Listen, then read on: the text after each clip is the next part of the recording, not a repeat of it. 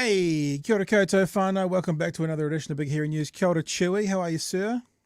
I am good, thank you, Pat. What's been going on? Love? Anything exciting in your world? End of my working week. Oh, and I think the second... It's Wednesday. Yes, it is. Oh, I thought you finished on Thursday. Anyway, hi.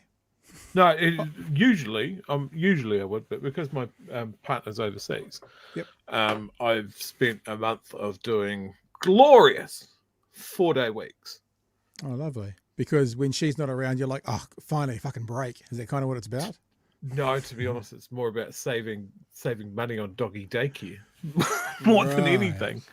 Those guys are rolling in it.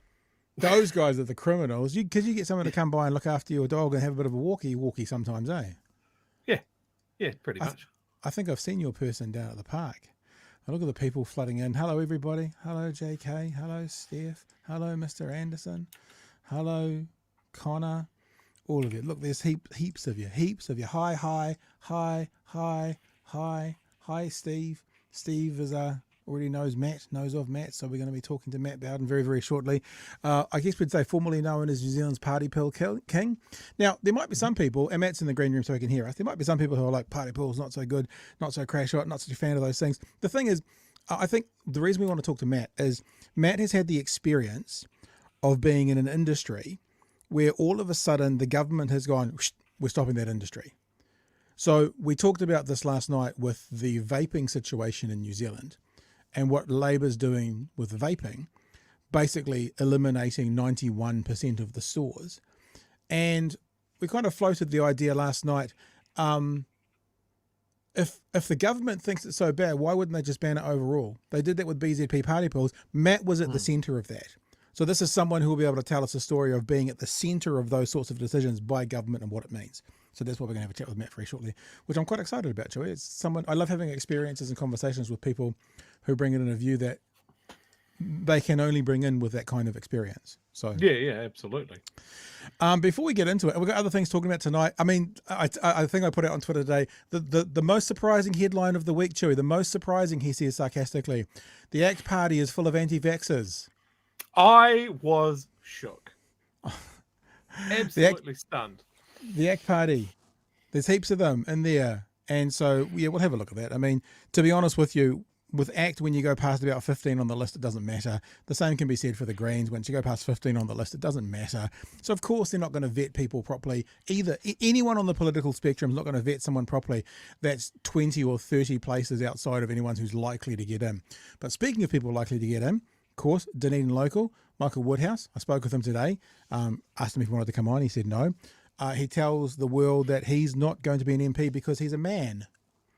That's why he lost his position, Joey, because he's a man. That pesky penis. Yeah. No, that explains it. I think maybe Winston had something to do with that. They investigated and they found a penis, and he is not an MP anymore because of it. I mean, isn't that just typical that the most oppressed is it a minority? I'm just going to say the word minority.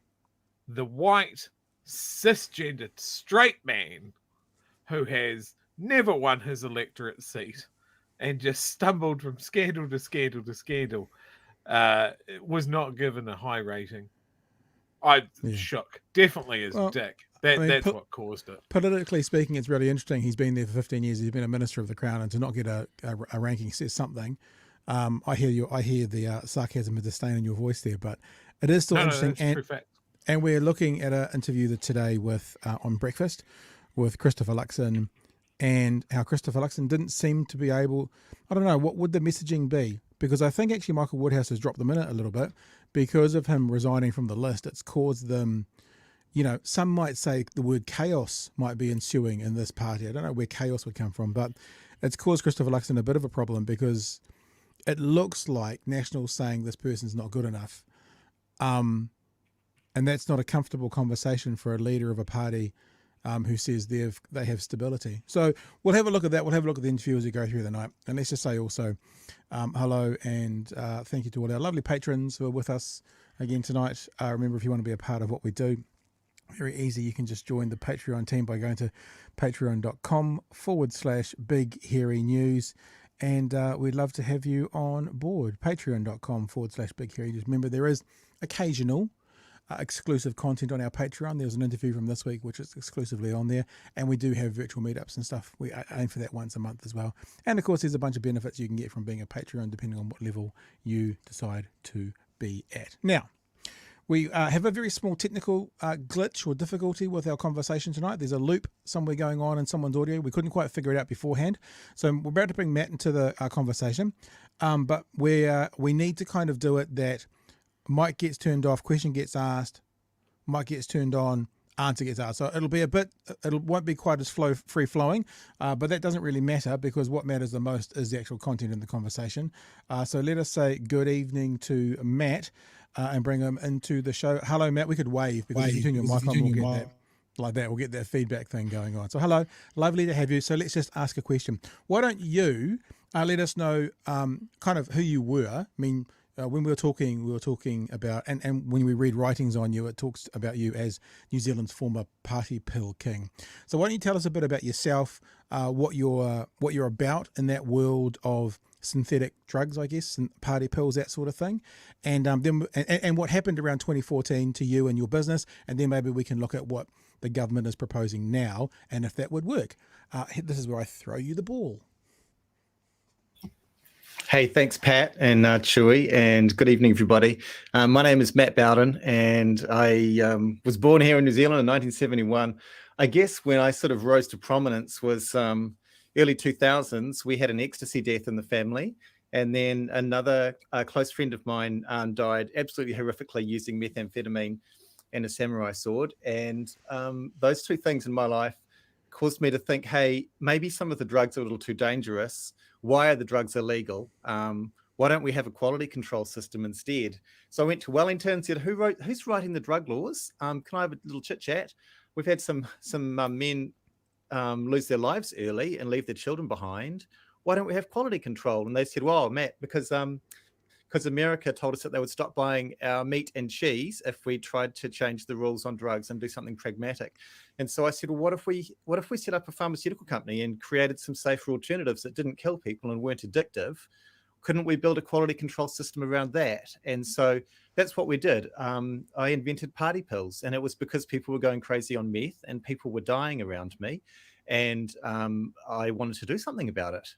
And we developed a pill that was going to be non-addictive and wouldn't kill people. And the over 8.5 years, we sold 26 million pills to 400,000 consumers on 10.5 million occasions. There were no deaths and no lasting injuries. And to give you an idea of the difference, if you had a young person in your life who was using party drugs and they had a drug overdose on Friday, under the old system, you'd be organizing a funeral on Monday, but with party pills, they'd be back at work on Monday. That's the difference it made, okay? And then synthetic cannabis came along. I wasn't excited about that. I don't like smoking, to be honest, and I don't really like vaping either. After that had been going for a couple of years, I got involved in trying to regulate, to build regulations around that, because my pharmaceutical team were coming to me. I had a team of chemists, and they said, hey, there's a million different molecules. These things are getting banned, blam, blam, blam, blam. Some of them are benign. Some of them will cause heart attacks. Some of them are super carcinogens. A lot of them will kill people. If we had a quality control system, we could stop quite a lot of deaths. And so I did get involved with that, which I kind of regret in a way, but at the same time, I know that we were stopping people from dying. And so we built a system in New Zealand, and I got legislation through Parliament, which says if someone's inventing a drug for recreational use and they can show that it meets the same safety standards as a medicine, it's not toxic to any organs, it's not addictive, it's not going to kill people, then they're allowed to sell it. but we're going to put some quality control around the manufacture and the marketing. And so we've got all the capacity to do that. And I made a bit of a mistake and said, look, what we need is an alternative to alcohol. I'm going to create an alternative to alcohol now. And about 14 days later, the liquor industry went to the Prime Minister. Everything went bang. The laws changed overnight. Everything I was doing got made illegal. And the way that they did it was suddenly all the there was an analyst that analysed the policy, said the weak link is if people got stirred up about the animal testing. So all the animal testing people suddenly got told that I wanted to test drugs on dogs and household pets and cats. We came out and said, hey, that's just lies.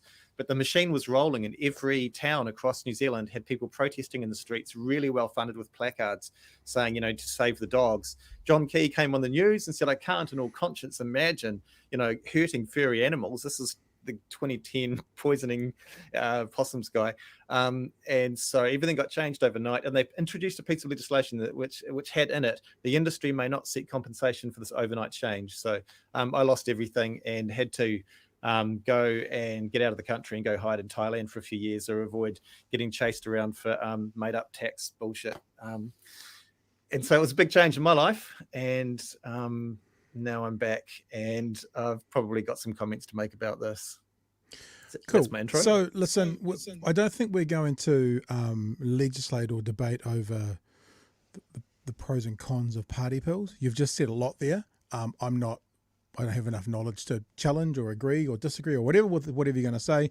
I mean, we've been reading a bit about BZP party pills here and what doctors were saying in emergency rooms, etc., etc., etc.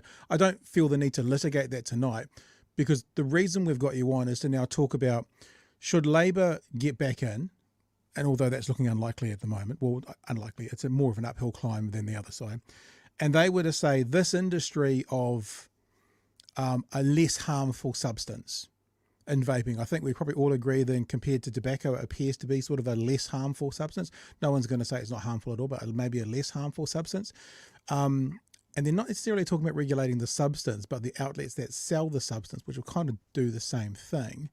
What will that mean for the industry? And from someone who's been in a quote unquote less harmful substance area, how do you think that will work to solve the issue, if at all, of vaping, especially targeted at young people in New Zealand? Any thoughts? Yeah, so I actually think this is largely about the optics. We're having a sudden policy introduced right before the election. So normally you have a look and see, oh, you know, sometimes that's the sound of cha-ching, a donation's been made. But look at this.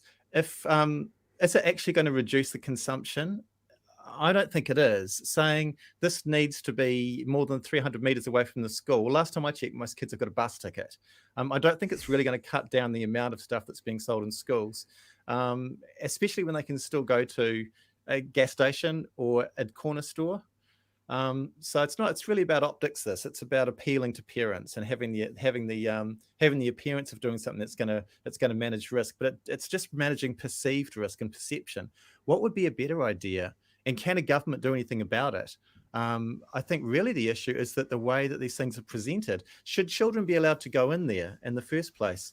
The idea that I promoted at the time of, party pills, and what I'm going to carry on with future psychoactives, is that the person that's behind the counter between the drug and the consumer needs to really have some degree of understanding to be able to talk and monitor. And we have that a tiny little bit with liquor, and the culture and the liquor retailer is that if you're underage, you're not allowed in the door. So we need to do a similar sort of thing. But to me, that person needs to have some sort of qualification or training from the area of alcohol and drug clinical assessment before they're distributing anything. That would be my position. I don't think just moving them further away from the school is going to make any difference at all. Chewy, do you want to jump in? I've got another question, but you're going to mute your mic there, Matt. You got a question there as well, Chewy? I've got other ones that I want to ask, but because of this mic thing, I want to make sure we've got space for all of us. I think that's a good point. I guess if we're making a comparison with vapes and party pills and synthetic cannabis and that sort of thing, and I guess the parallels that we're seeing on how they're sold, is that we're seeing it being, I guess, a high margin product that are being sold through corner shops and dairies by de facto. What you're saying there is I guess those people don't have the capacity to make assessments of being a responsible seller. Are So we with talking? what the Are we talking about the person in the dairy doesn't have the knowledge to be the?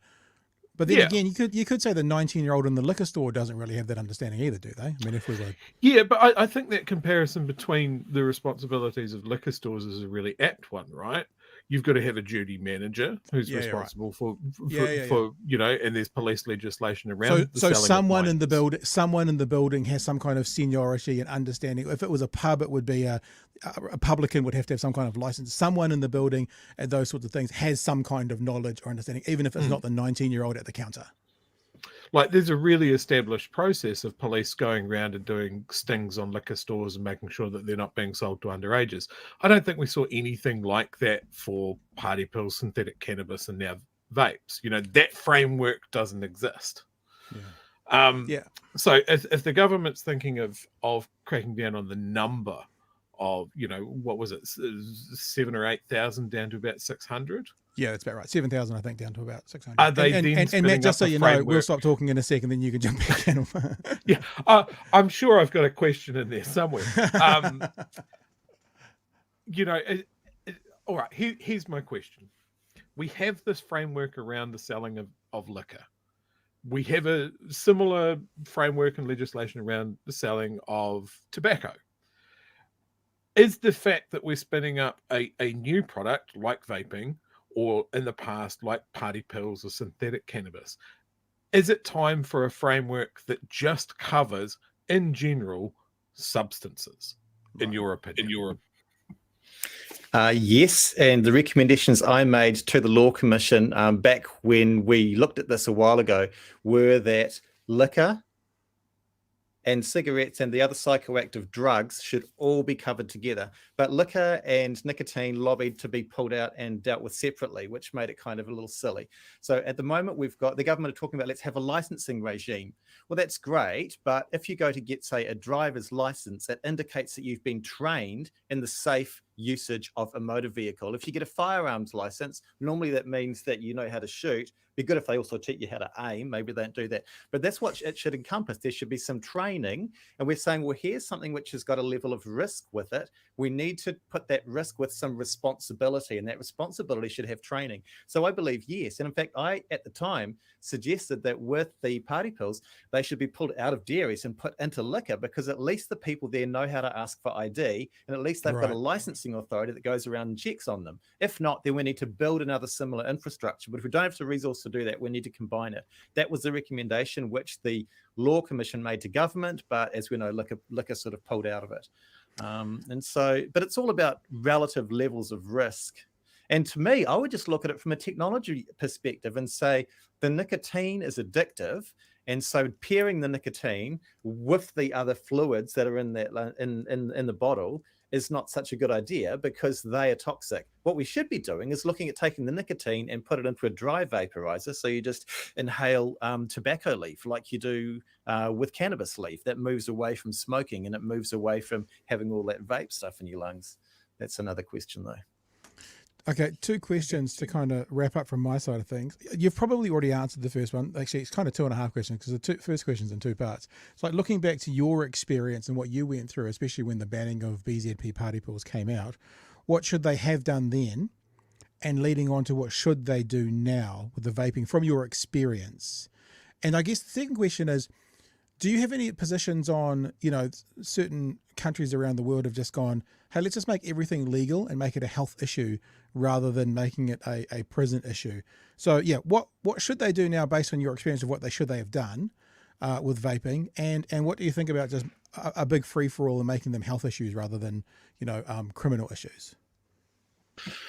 Okay, what they should have done with party pills, I noticed that in October last year, the Helen Clark Foundation reviewed methamphetamine and suggested what we need is some sort of substitution for amphetamine users, which is what we had. So what we should have done is just more tightly regulated that, waited a minute, brought it under the psychoactive substance regulation, which we did develop when the Law Commission set it up, and they should still be available, but from a clinician, not from the corner store. And with the other drugs, the same thing. And so then we look and say, okay, Portugal have just decriminalized all drugs, and it's great. A lot of the metrics are showing that that's working, but it's not the best that you can do. The best that we could do would be to manage the level of risk with a level of regulation which matches that level of risk. That's some commensurate sort of level. That's sensible regulation. That's what we should do with amphetamine substitutes and with nicotine substitutes and everything else where there's a level of risk and the community aren't sure about it. We should do the same thing as we do with medicines. Medicines, we're concerned that someone might take so much, so you need to go and see a doctor, and then you need to go to the pharmacy. If something's as dangerous as that, it needs the same level of regulation. That's the most sensible way I can think of doing it. All right. Hey, well, Chewy, you got to wrap up? You got any more questions you want to throw at Matt? And then this is really interesting, Matt. Thank you for jumping in tonight and having some chats. Chewy, sir? No, I don't have anything really to add. This is a topic that I haven't read. Like I'm not a smoker. I don't take drugs. I have the occasional drink and that sort of thing, but I'm not a wowser. I'm aware that this stuff goes on, and I think the main thing for me is that people are safe and society's safe, and also that people aren't, I guess, putting just shit into people's bloodstreams or lungs just to turn a profit. Really, it is, I guess, my concern. But I think where this started, when they did review the drug laws around the early 2000s, is it was a massive missed opportunity and a massive fumbled ball that was heavily compromised by the amount of power that the alcohol and the tobacco industries can throw in to hopefully a sensible debate about where do we go from here. Matt, do you want to? Well, it was a missed opportunity, but sorry, I thought it was my turn. It was a missed opportunity, but we do still have that legislation available. The only thing that happened was they threw a spanner in saying you're allowed to keep going as long as you can prove safety without using animals. And so the opportunity now is to develop technology for testing without using animals. And the other thing I would just say is that I agree totally that people shouldn't be just throwing rubbish in people's bloodstreams, but I think we need to have a transparency. Whether I'm selling a drug to get high or whether I'm presenting a drug which I'm saying, well, this is going to prevent you from catching a disease. If people are going to be asked to trust the science, then you can't also ask for 75 years of secrecy on your data.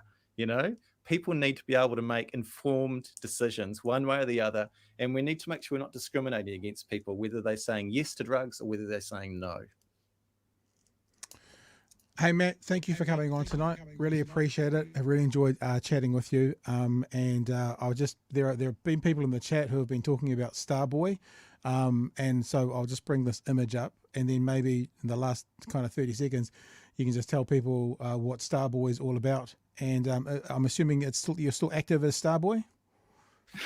Yeah, so Starboy is an interdimensional traveler, and it's sort of an alter ego creative expression. It's a progressive rock show, so we do immersive theatrical experiences. The idea is that this experience is so psychedelic that nobody needs to take any drugs. There's a couple of albums. You can go to mattbowden.com and you can watch a steampunk mini movie which we made in New Zealand, and I've got another album called Liberty Overtime coming out towards the end of the year, hoping to play at some festivals this summer. So mattbowden.com.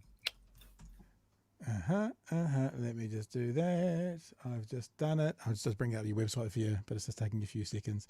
There it goes. So if people want to find out more, mattbowden.com, BOWDEN.com, and we'll leave it there. Sir, thank you for joining us, Matt. Really appreciate you giving us some time.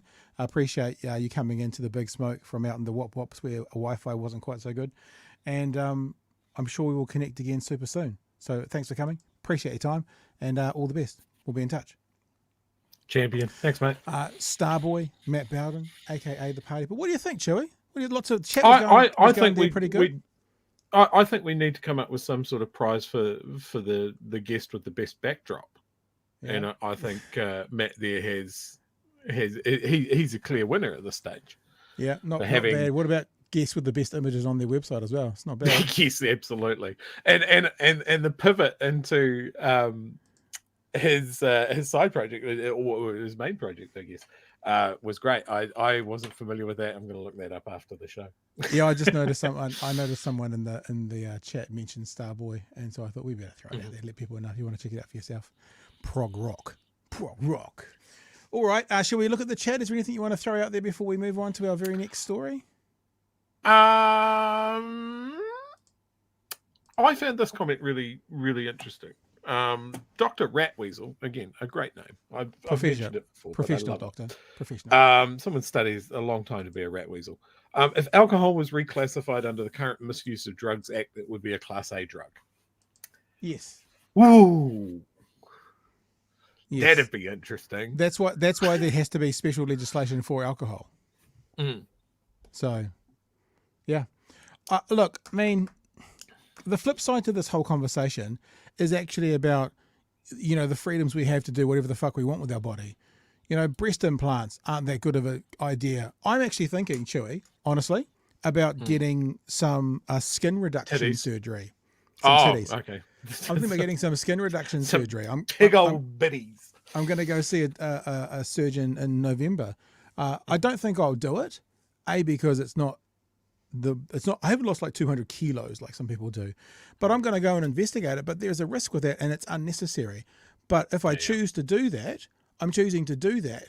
Whereas someone who chooses to smoke, they choose to smoke. So there's also this line. I think it's quite a fine line, and I think a lot of it comes with being an adult.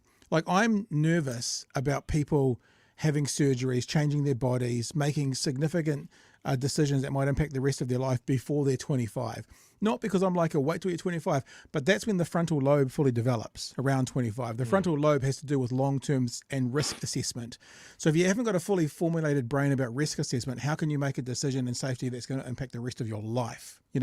So I'm not funny. I think you used the word wowser in that conversation. I'm not a wowser to say people should wait until they're 25 to do anything, but I also think that people shouldn't be doing things that may seriously impact them when they're 16 either. But somewhere in that vicinity is going to be what society says it's fine from here on in.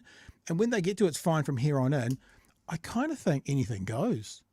Kind of. I mean, like, if it's only going to harm yourself, because if you're an adult of sound mind and you're allowed to make decisions for yourself, then why can't you make any decision as long as it's for yourself? So that. Yeah, like that yardstick of like, yeah, okay, do whatever you want to do as long as you're not impinging on someone else's life. But I mean, then,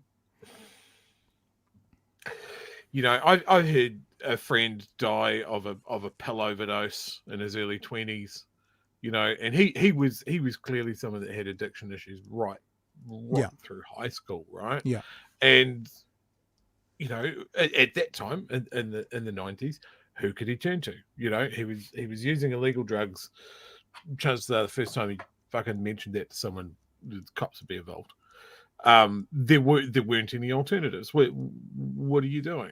I've had experience with people that are clearly on heroin and that sort of thing, but I've had experience with really horrible drugs.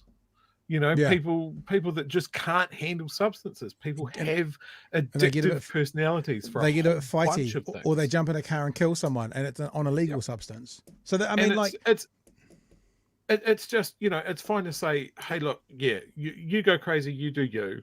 You're old enough to know to manage the risks, but when you're in it, you aren't considering those around you. You aren't considering your family, your neighbors, innocent bystanders, all of that sort of thing.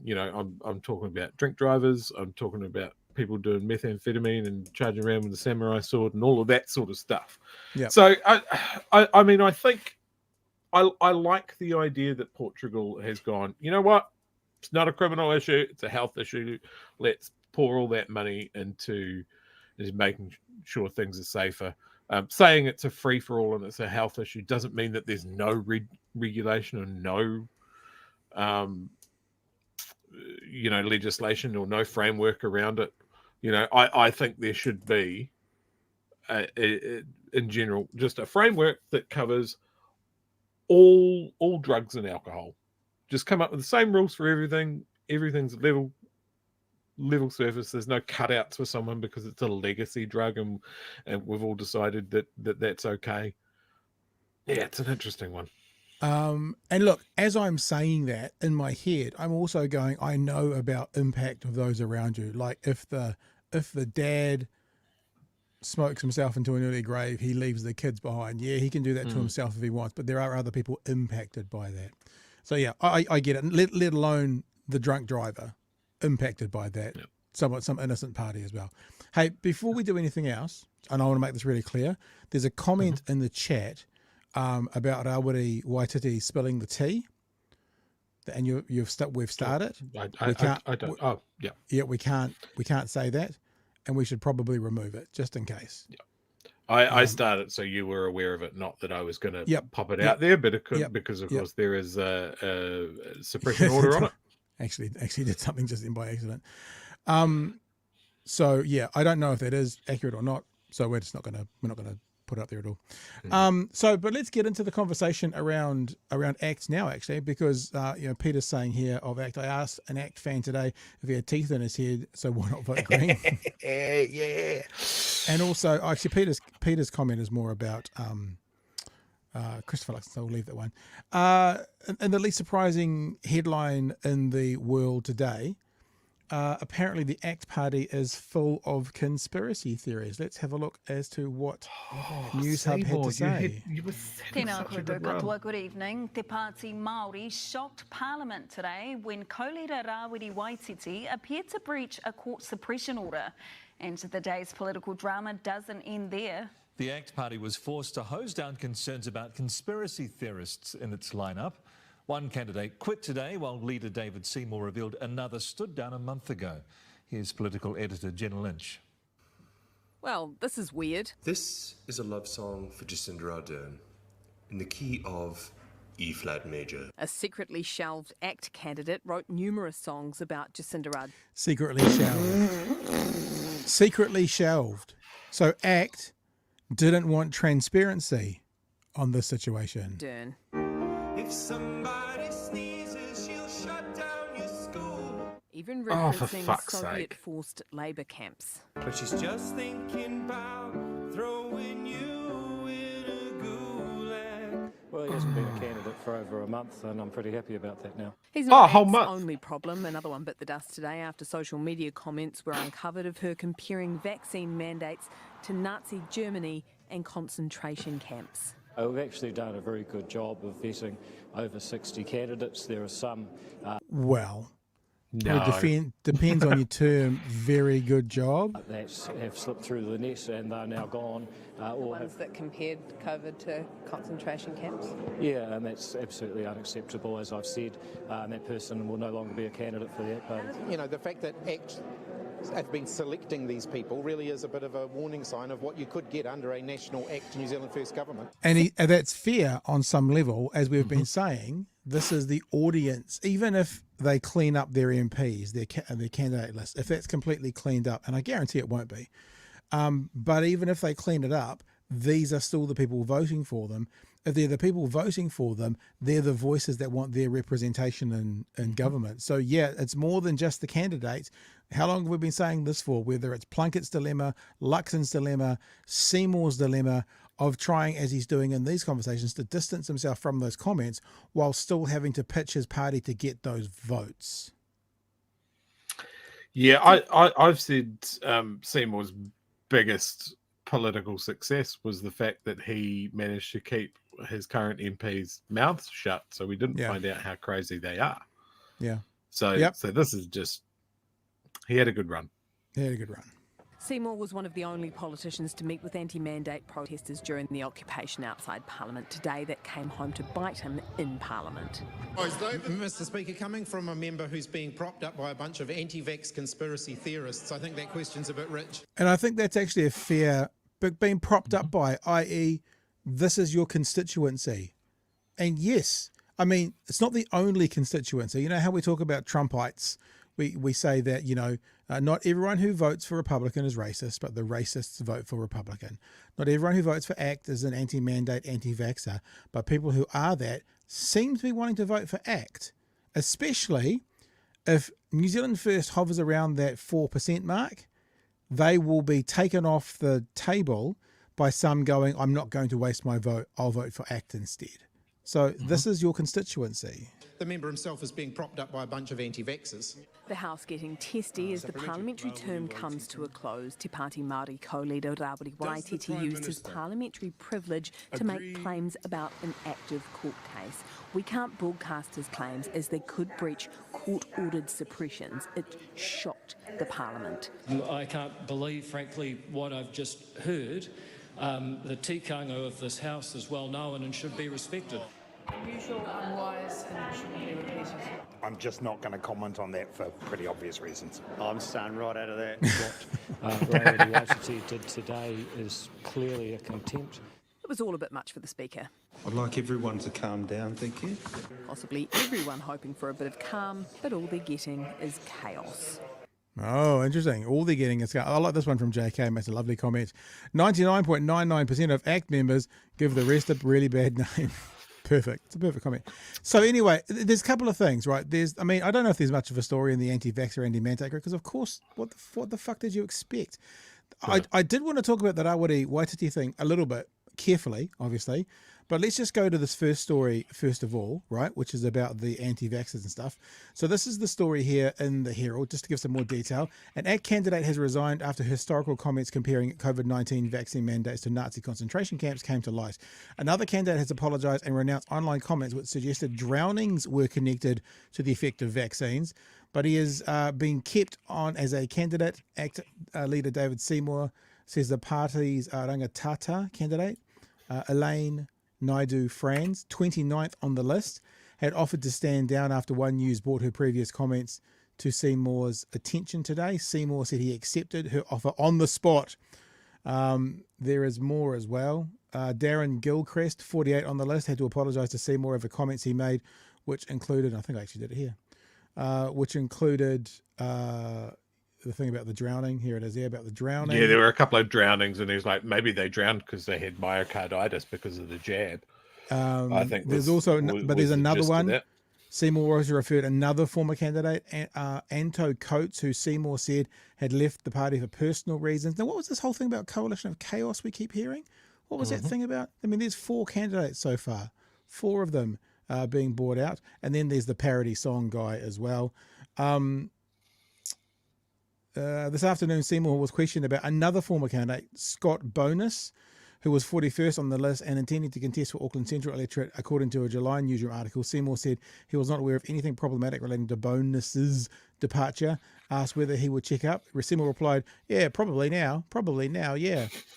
Propped up by anti-vaxxers, rival parties set out ACT. Rival parties have used the news of Franz's resignation to criticise ACT for the kind of supporters it has attracted, and that's what it's about, the supporters it's attracted more so even than the candidates. And we've been through all of that. Green Party co-leader Marama Davidson said today's revelations were consistent with what she believed were ACT's intentions. It's a little bit typical, I think, of where the ACT Party actually wants to land, a lot of looking into the fringes, so I'm not too surprised. Te Pāti Māori co-leader Debbie Ngaruapaka was also unsurprised by the news, claiming such beliefs were common amongst ACT supporters. Now, what I've done, when the story came out, I actually went and had a look at their ranking. There she is. And you know what I thought I'd do? I haven't refreshed it since I put it up there at like 11 o'clock this morning. So we're going to refresh it live right now and see if number 29 is still number 29. You ready? Can we also check if my boy David Seymour too is still there? Oh, okay. We can do that. So what do you think?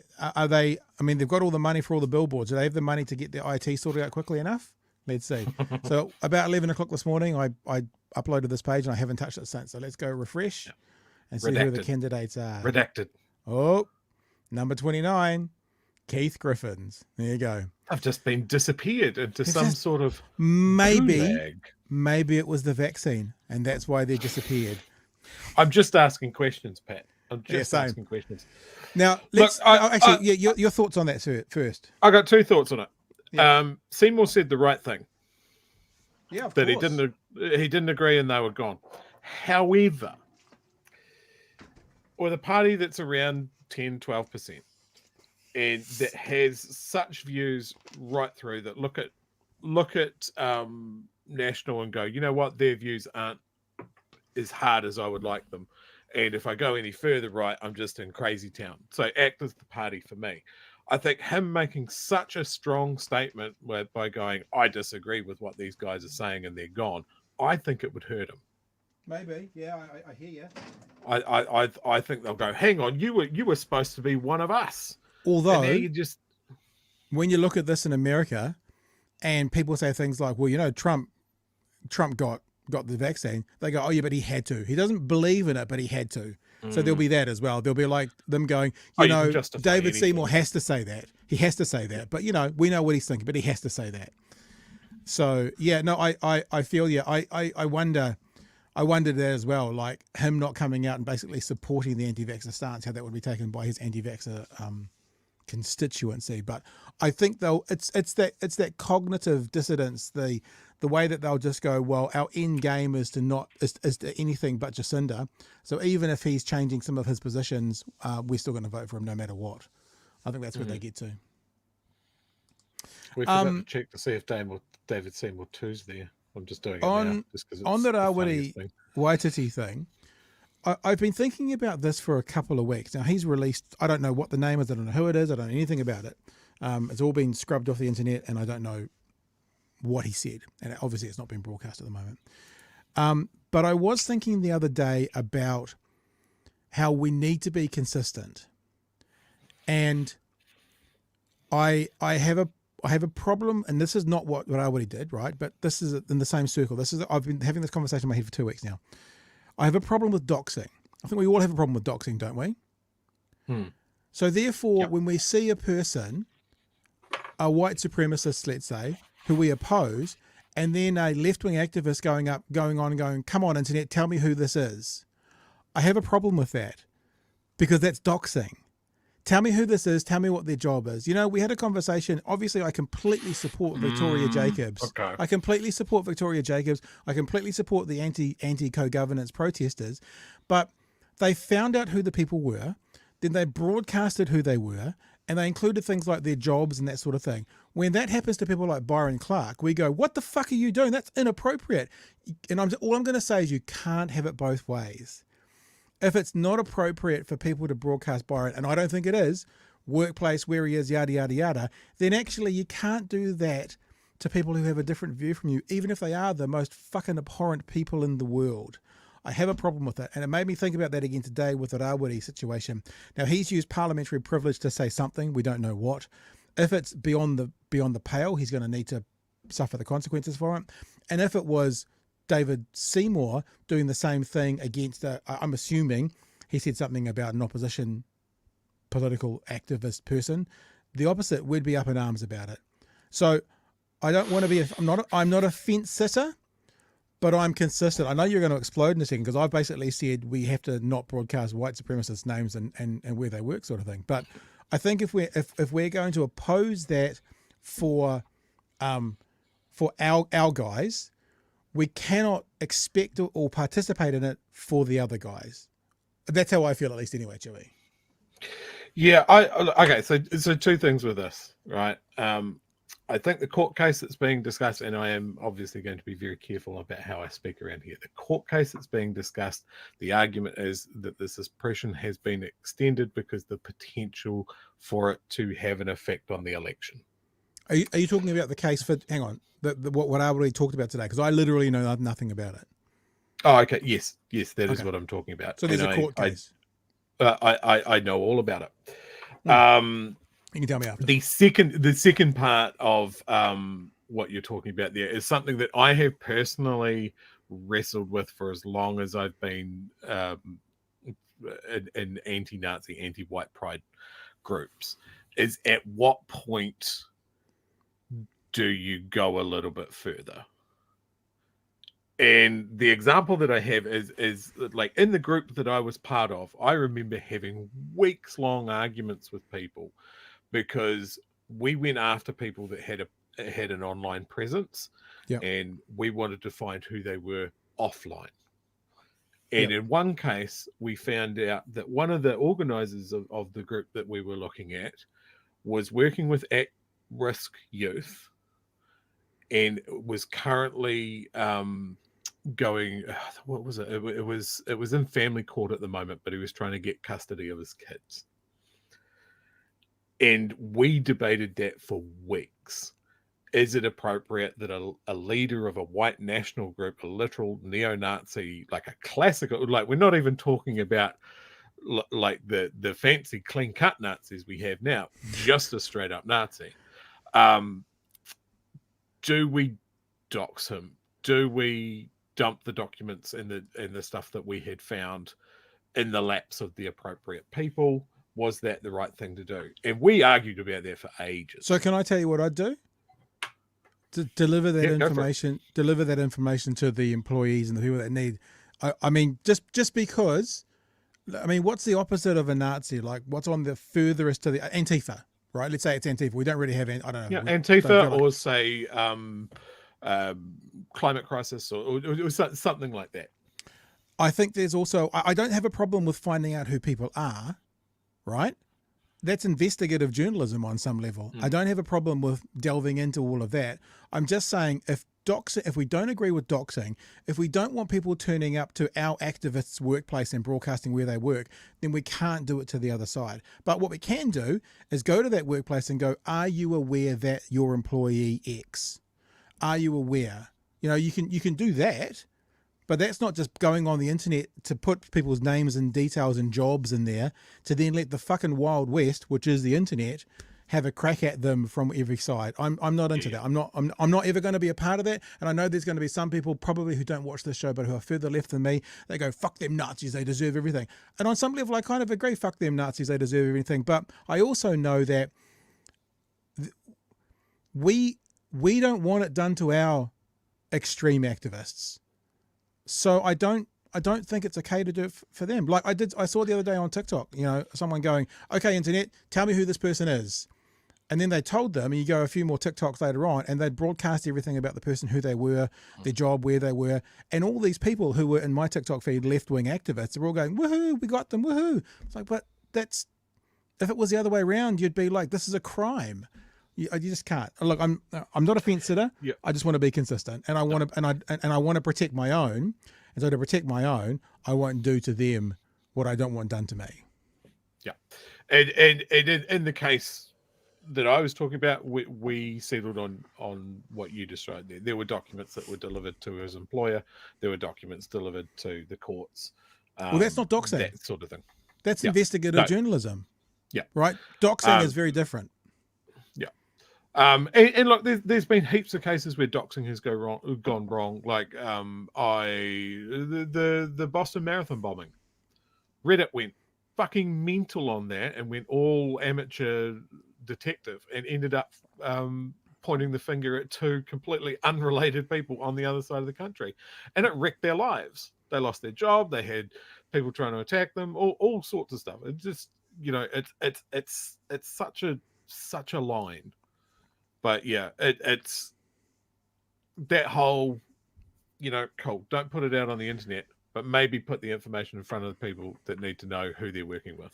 100%. Like I'm down with that. And also, though, and I guess I'm kind of talking us down a little bit when I'm saying this. If there was I'm just using white supremacist because that's a lovely buzzword. There was a white supremacist involved in a protest that obviously had nefarious actions even above and beyond, let's say, what the Stop COVID governance people were aware about.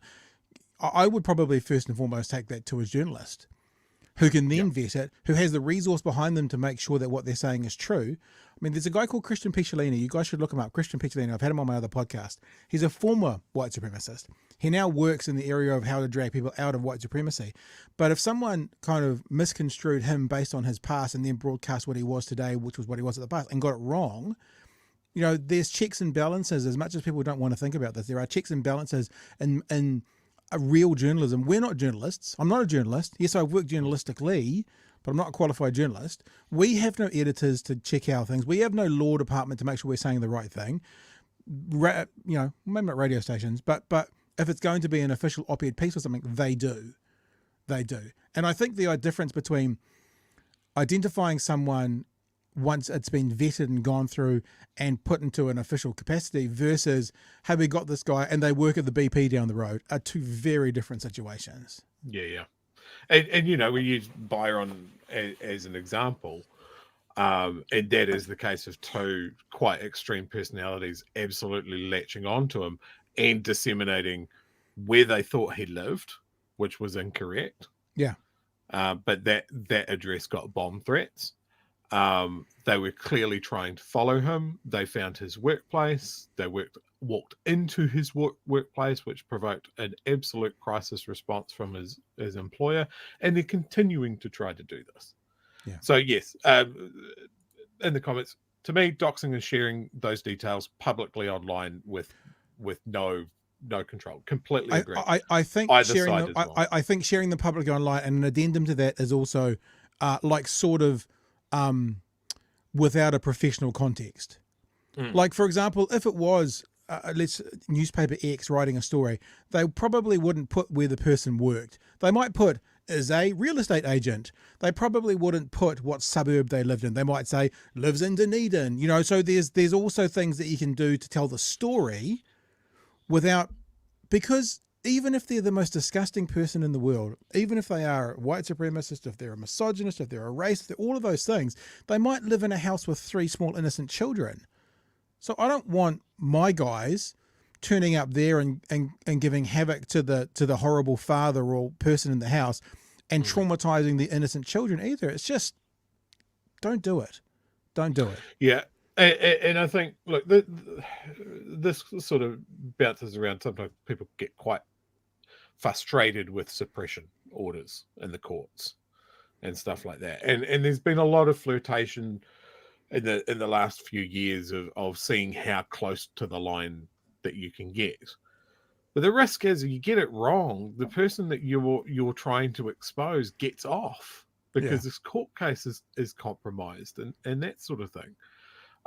It can be really frustrating when it's as vague as prominent New Zealand sports person or prominent New Zealand entertainer or prominent political figure. It's vague, right? And it casts doubt on everybody. But that's down to people that may be catching blowback on that and going, well, they say it's a prominent political figure. I'm a prominent political figure. I'm going to stick my hand up and say, it's not me. That's the only thing that can happen. Like Kerry Woodham did that when they talked about a high-profile female broadcaster who's been done for drink driving who has name suppression. Kerry Woodham came out the next day and said, just so you know, because a lot of people think it is, it's not me. So she did that. Can I also say what Rob said is, we're all in agreement here, I think. Doxing is about sharing specific information, sharing a person's name and clear connections to white nationalism is not doxing. I don't disagree with that, but I think what I see on our side as well is then them saying, and they work for, and they go, I agree with that. Such and such is a white supremacist and has links to Action Zealandia, fine. And they live in the suburb and they work for this workplace. That's the stuff I'm talking about. That's the stuff that I'm going too far.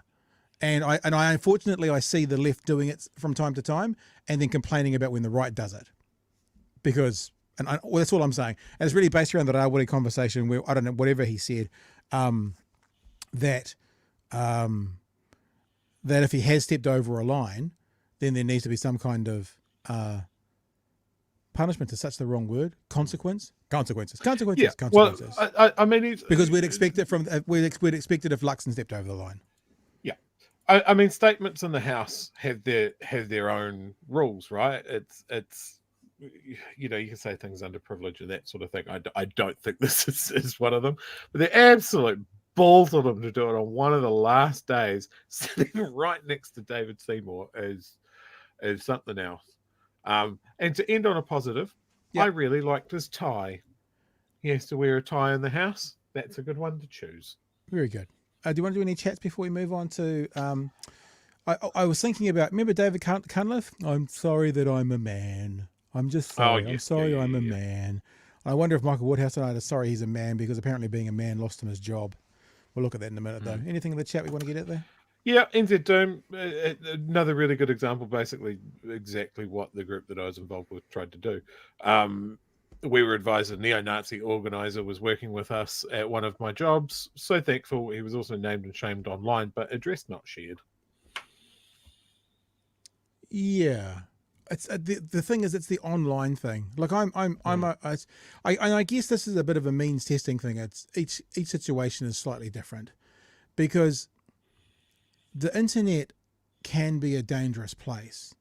There are lunatic people on the left who are imbalanced, who will take things too far, who think violence is the answer, just like there is on the right. I'm not saying it's an even spread, but there are. It only takes one person to knock on the person's door, to cause trouble.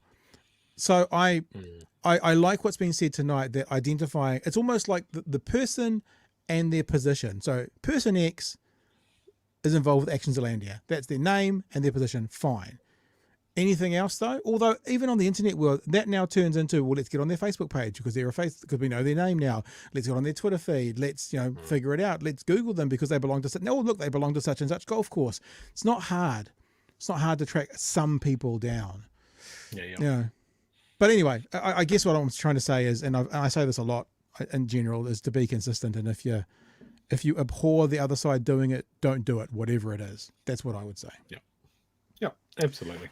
All right, let's have a look at the story this morning. Really interesting. Christopher Luxon on this morning, the breakfast show, and talking about Michael Woodhouse.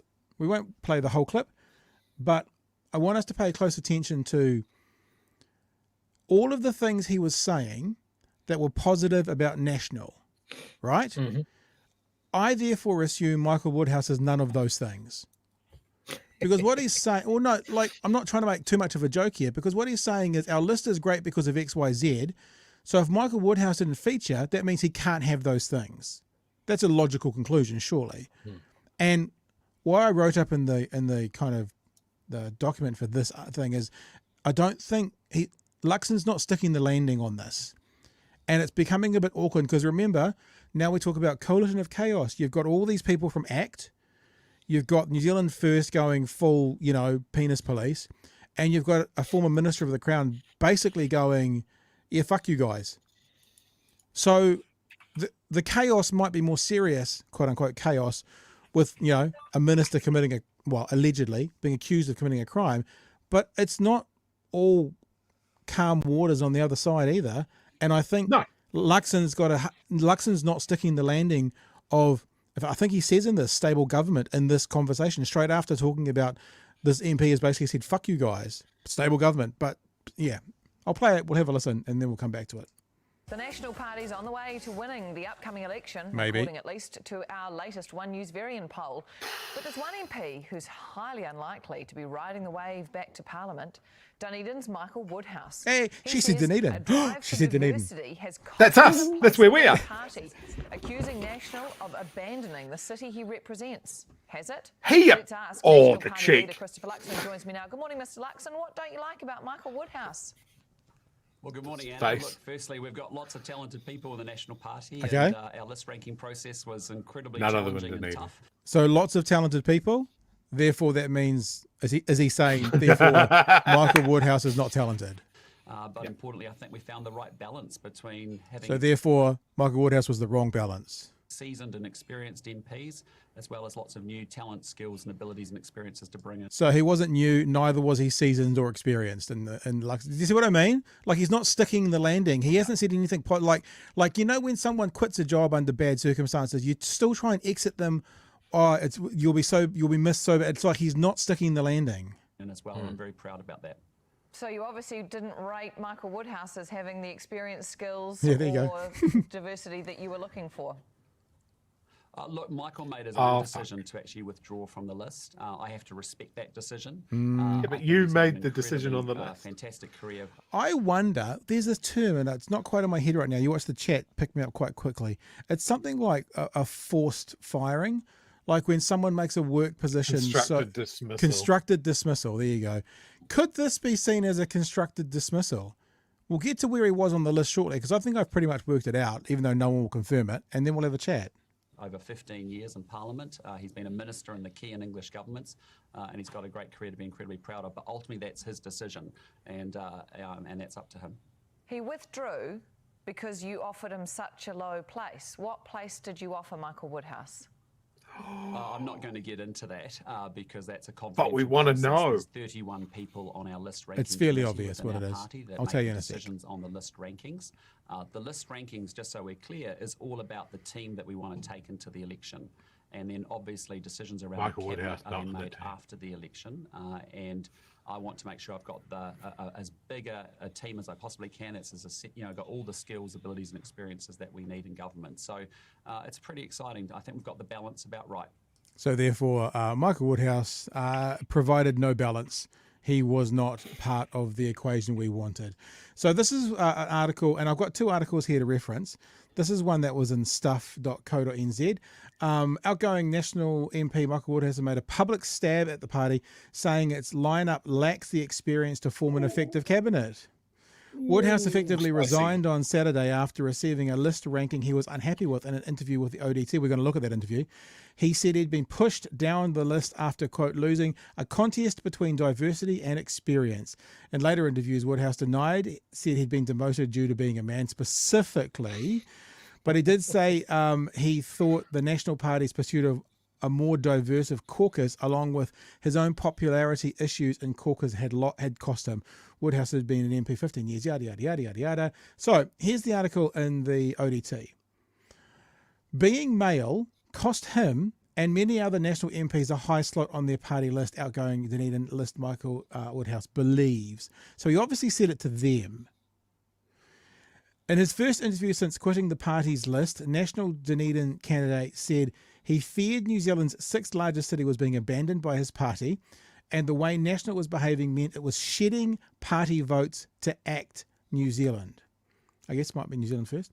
Firstly, there is a contest between diversity and experience, and in my case, diversity won, Mr. Woodhouse told the ODT Times. So fragile. When asked why he was given such a low position on National's list. Secondly, I think that there was a bit of naivety about using the list rankings as a process to send messages. And thirdly, I think that there were other factors at play working against me that I won't elaborate on, but I wasn't part of the caucus club for sure. I have a habit of saying things without fear or favour. Now, here's another thing for you. Remember, strong and stable, right? Strong and stable comes with good practices as well. This is how he found out. While delivering flyers in Waverley, he received a call from the party's regional electorate chairperson, not even Luxon, to tell him where he was situated on National's list. While he wouldn't specify what number he was given, Mr. Woodhouse said it was well below what he had expected, even at a worst-case scenario. It was pretty clear, and this is how we're going to work it out, it was pretty clear to me that the number that I was given, it was probably no better than a 45% chance of getting back into Parliament, much less being in the thinking of a leadership for a ministerial post. Really, the decision was made for me by that decision by the leadership. Mr. Woodhouse said he refused that ranking and withdrew from the list. I think you got to say to him, good on you. I mean, at least he didn't just stick around for the baubles. He's like, fuck you guys then. If that's what you think of me, then fuck you guys. And asked to speak to the party president, Sylvia Wood, before she could call him. Mr. Woodhouse received a call from National leader Christopher Luxon, who attempted but failed to change his mind. So Luxon tried to keep him. And I think, apart from anything else, probably for optics. I think he had confidence that he would be able to change my mind, and he was quickly disavowed, I'm going out crazy, of any notion of that. He did say, are you sure you want to do this? And my reply was, it's not me doing it, it's you and the list ranking committee. If you want to give someone bad news, don't go through the list ranking process. It is generally done through other methods. Now, finally, Chewy. Sorry, I know I'm talking a lot, but here is Monday's poll for TVNZ. So let's just use this as a metric, okay? National will have 48 MPs. That means, in general, they'll go about 48 places down the party list, give or take. It's not going to be exactly that because some will be list seats and others will be... But, that means if he's a 45% chance of getting in, he's likely going to be below 48. So he was listed at around 50. That's my prediction, and it's based on him confirming it was about a 45% chance. Now, if they've just got a 48 seats in the House, that means he might squeak in, he might not. So it's going to be 46, 47, 48, 49, or 50. That's where he is going to have been ranked in the listing, purely based on him saying it was about a 45% chance. So a less than average chance. So on the balance of probability, he wouldn't make it in. On the balance of probability, if they were going to have 48 MPs, he's going to be around the 50 mark. Chewy, your thoughts? Oh, absolutely devastating. Look, he never had a chance to win a seat. I mean, Dunedin is a new electorate, but if you look at, I guess, the equivalent, which is the Dunedin North electorate, the last time National won a seat here was in 1975. So it is a safe Labour seat. I've just been going back through the list, and he's the national candidate in that seat has only ever broken 10,000 votes once. Was Catherine Rich before him, that sort of thing. So realistically for him to get into Parliament heavily depends on his list ranking. So that was the only way that he was going to carry on. He's never ever going to win that seat, even up against a fresh Labour candidate this year round. Yeah. He does not have a great reputation here in Dunedin. He's not really someone that has. He's Mr. Nobody. Like, I don't mean that in a horrible way. No, I've never. I mean, we've interviewed him. He was a perfectly fine chap to speak to, and I was messaging with him today. I'm nothing personal against him, but no one. I never see him. I see his vehicle around. It's not the vehicle he drives, but I've never really seen him do anything in Dunedin. The other Labour MPs are out all the time.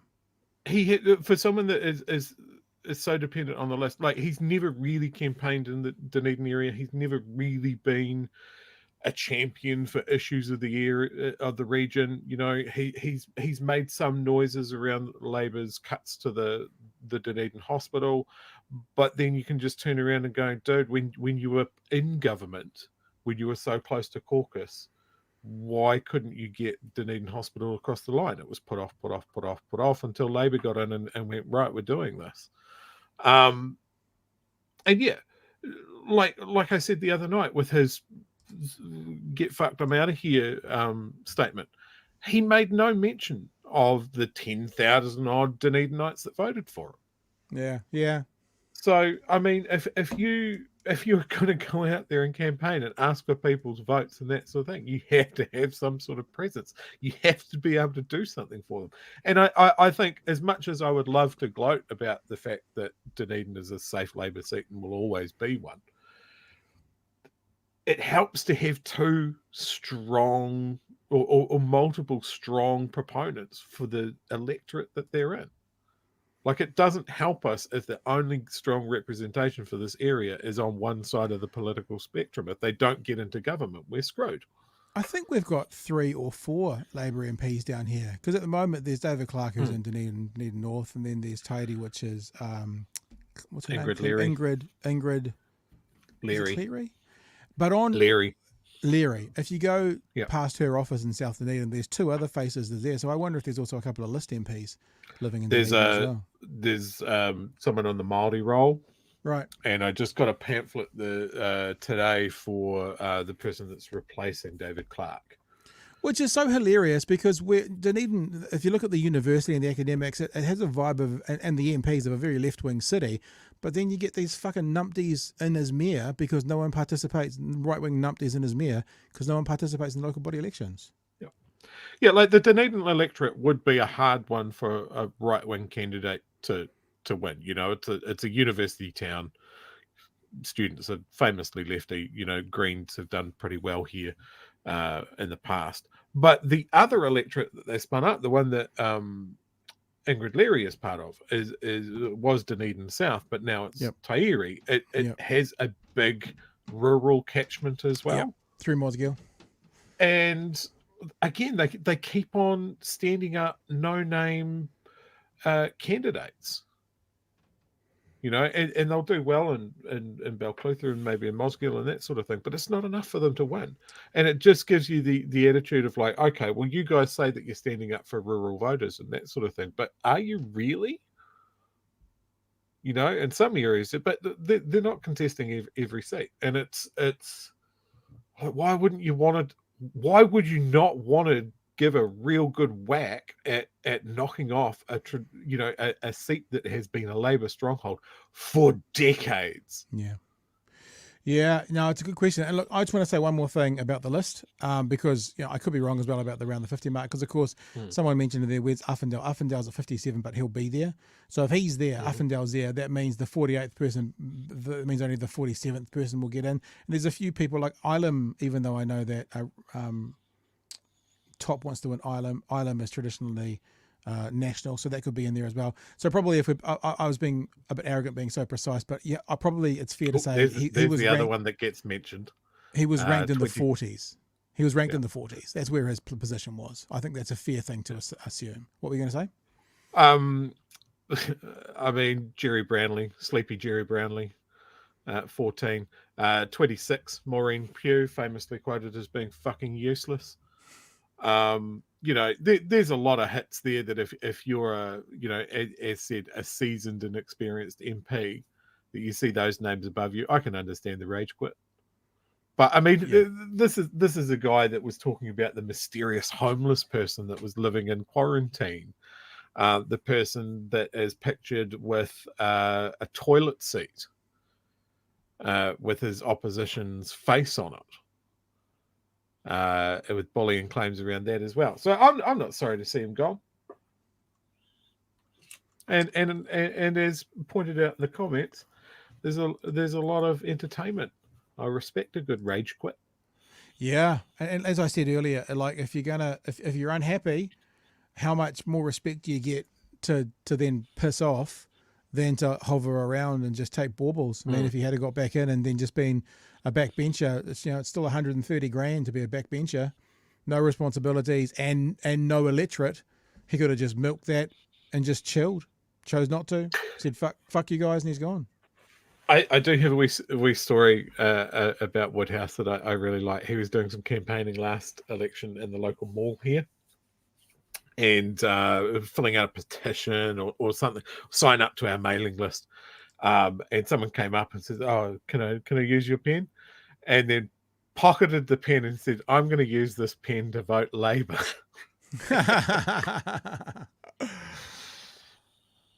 Oh, there we go. Oh my goodness, are we seeing? I'm just looking. I'm not going to show it on Twitter. I'm wondering if that's the Rawiri comment. So what happens now if the Rawiri comment goes out publicly, and it's sub judice or it's before the courts or whatever? What happens there? I'm not going to play it, and I haven't heard it, but I'm just looking over my shoulder at Twitter, and there's a screen there. I won't even say who it's from. And it's Rawiri speaking at the podium, so I'm wondering maybe that's it. We'll have a look. I'll have a look after the show. Yikes. Yeah. Oh, Chewy. See, we start talking tough, and then you get lost, don't you? You get out of here. Oh, where is it? Oh gosh, it just disappeared. Now I've got to go back and get it. And it's had nearly 10,000 views. Oh my goodness. Okay, let's leave that one right. I mean, it's not a hard piece of information to find. I'll tell you about it offline. But yeah. I'm a little bit torn on it because I think the suppression is being done for political reasons personally. But I'm certainly not going to repeat it. Thank you very much to our patrons. Love you guys to bits. Remember, you can be a part of helping us to continue to make independent news by heading to patreon.com/Big Hairy News. I said there'd be an announcement tonight about the new merch drop. The announcement is I've emailed the suppliers. And so we'll see if they come back to me tomorrow. And then there'll be another new announcement about the new merch drop. Chewy, you're off tomorrow night. You're making people laugh because you come along here mostly to make people cry. So tomorrow you're making people laugh. And we have got Shane DePoe joining us for the evening as well. If you want to help us, it's patreon.com/Big Hairy News. occasional exclusive content going up there. I might think about doing that some more, actually, Chewy. I think we need to love our patrons a bit more, as much as they love us. It's a bit of an abusive relationship, isn't it? It's like we don't really do anything for them, and they do everything for us. It's like we're 50s dads, and they're our housewives. Sorry about that, patrons. We'll do something about that. We'll figure it out. And that's us for tonight. So tomorrow night, Shane DePoe, I don't know if we'll have a particular topic tomorrow night, or we'll just have an interesting chin wag with an interesting man. Man, I speak fast. You know what's really funny? When I sometimes edit this and I put it in double speed, I can understand you completely, but I start sounding like a squirrel. Because my double speed, like you, I can still understand you perfectly fine. And that's not because you speak slow. It's because I speak too quickly. I need to slow down a bit. But if I did slow down, we would have 2-hour shows every night, Chewy. It's like Hamilton, you know the show Hamilton? Mm-hmm. Because of the cadence and the speed of the way they're speaking, rapping, and using hip-hop, timbre, the number of words that are in there, like if you look at scripts and just the number of words, in most shows would be like a 6-hour show. Like, so you look at a stage show and the number of words in their script, it would be about a third the number of words that are in the Hamilton script, because they go so quick and they fly through. All right. So, Chewy, we'll hopefully see you Monday night for another edition. Mm-hmm. And other than that, we'll see the rest of you tomorrow night from 9 p.m. for another edition of Big Hairy News. Be safe, be well, everybody. Be nice to one another, and get out there and vote. We're not there yet? Not quite. Not quite. Just practice in your own home. Yeah. Get your friends Practice together voting. and practice. Have your own little election. Yeah. How Sounds about lovely. that? All right, team. All the best. We'll catch you tomorrow night from 9. Hooroo. Cheers, fam.